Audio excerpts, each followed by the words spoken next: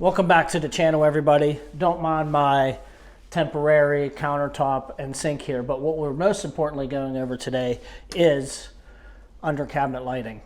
I'm going to go over what you need, what size wire I used, what size driver that I used, what brand of LED lights I'm using. I'm going to go over the track and then different mounting options and where to mount them. So stay tuned. As I said, don't mind my temporary countertop. I'm just waiting on those to arrive for us to do our backsplash. But most importantly, what you need for your under cabinet lighting is the lighting. I have strip lighting. I bought it from my local electrical supply store. It is made by Diode LED. Let's see if it will focus and you can see it. Diode LED. The nice part about this is that you're able to cut it every 1.5 inches. It has the backing tape on it as already.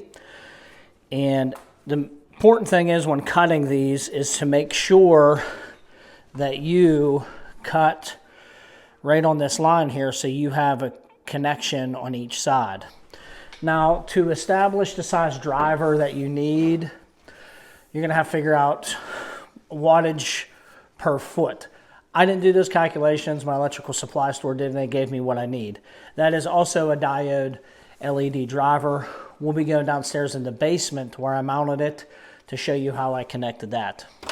Another thing is you're going to need is the connectors.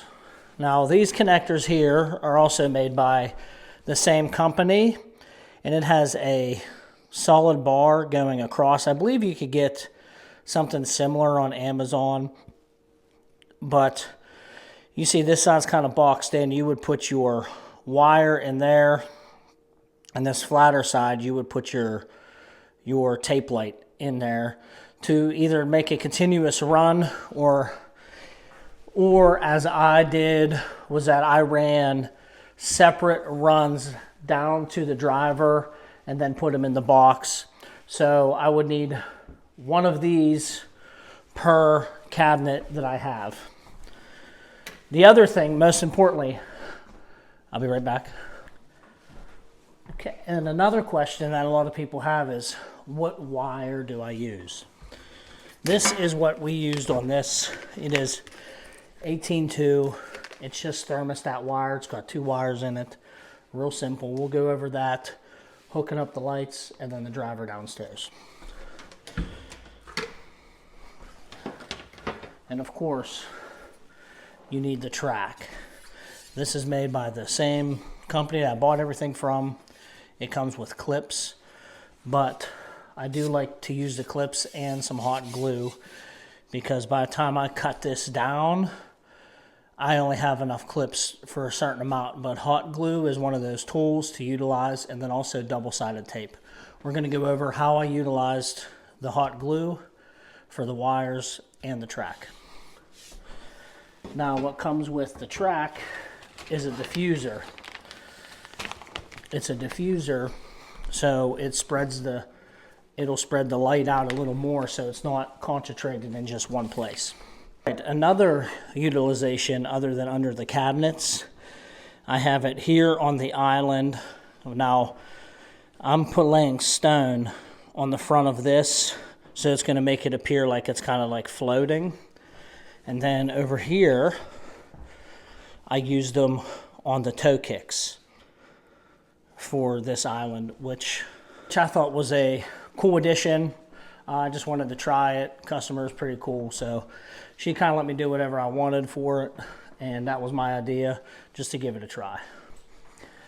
And luckily on this project, we demoed the old kitchen out, so I had all open framing, and what I did was run my wires down on each space, which I'll show you, into the basement where we mounted our driver. Now, there is 2 other separate drivers other than the one I used. There's a real small one that is made kind of to go under the sink because it's hidden, it's small, you can't really see it. And the other one's actually a driver switch combo, which I did not use on here, so we're not going to really talk about it too much, but that is also another option. Now, how I did it was, of course, I ran power into the switch. I come out of the switch down into the driver in the basement, and then that will go on one side of the driver, and then on the other side of the driver, all my separate runs went into the opposite side of the driver to transform it to a low voltage. All right, we're gonna go under here so I can show you that I had these wires coming out of the wall here. I'm not really worried about it because I am putting backsplash everywhere. So we're able to come through here, and then now this up here is being held up by hot glue. I think it's a lot cleaner than the, like, using tape of some sort or hangers or staples, I should say. And then we ran a light here, which was its own separate run with the track and the diffuser. And then up in this track, I have this one hot glued up there. Now, we also ran a light here, same thing. It'll be, backsplash will be over top of this. Now we ran here. Here's a clip. It kind of just mounts onto the bottom of the cabinet. Make sure the screws aren't too long so they don't come out of the top. I got hot glue here, and then of course, hot glue up here to hide the wire. And then I drilled a hole to get onto the other side, and then that is up in here for the other one. Now down here, this wire came with the kit because I got a whole roll of it, and that's my first run. So it came down, and it's going to do the same thing back in here, and everything's going to be covered up. And then we got our run right here, or our diffuser and LED light right there. Now we're going to head down to the basement where I already have the driver mounted, and very simple. We're just going to go over kind of how I hooked it up and then why I chose the basement. We are in the basement. Excuse the low lighting. It is a basement, but now I ran two separate drivers, one for that island I showed you and one for the kitchen. I'm just going to go over one because it's, once you do one, they're kind of all the same. A note to keep in mind: on your strips of lights, you're going to have a plus and a negative, or and a minus. So it's positive and a negative, I should say. Now, you have to be consistent in hooking these up. For instance, in my driver box downstairs, there is a black is my negative and red is my positive. Now, my thermostat wire has a red and a white. So my red, of course, is the positive, and then my white is the negative. Here we are. Here is my driver. Now I am using, let's focus here, let's do it. It's 24 volt, 60 watt. I had my electrical supply do the math for me, wattage per foot, depending on how many feet is depending on what you use. This here was plenty enough for me to use. Now, this wire right here is coming from my switch. My switch comes down into here, wiring it together, which you have a line, a neutral, and a ground. Just like anything else, just like an outlet, anything. Now on this side, if you look up here, what I was just talking about, you have negative and a positive.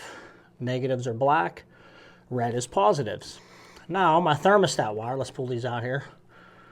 See how there, here's the black, and I have it in with the white. That's just because the white is what is used in the thermostat wire, and here is my red to connect that. And then you just kind of push that back in there. We'll put the lid back on, and you're good to go. All right, everybody, thanks for watching the video. I really hope that this helps simplify the under cabinet lighting down to the wire, what lights, the driver, and kind of the different ways you could set it up. You can get real creative with the lighting. Next kind of thing that I want to try is put it in a shower niche of some sort, or maybe you know, more decks and wise. I'm definitely going to be utilizing this system a lot more just to give it a try, and then I think it really sets off your space and what your goals you're trying to do with it. Thanks for watching. See you on the next one.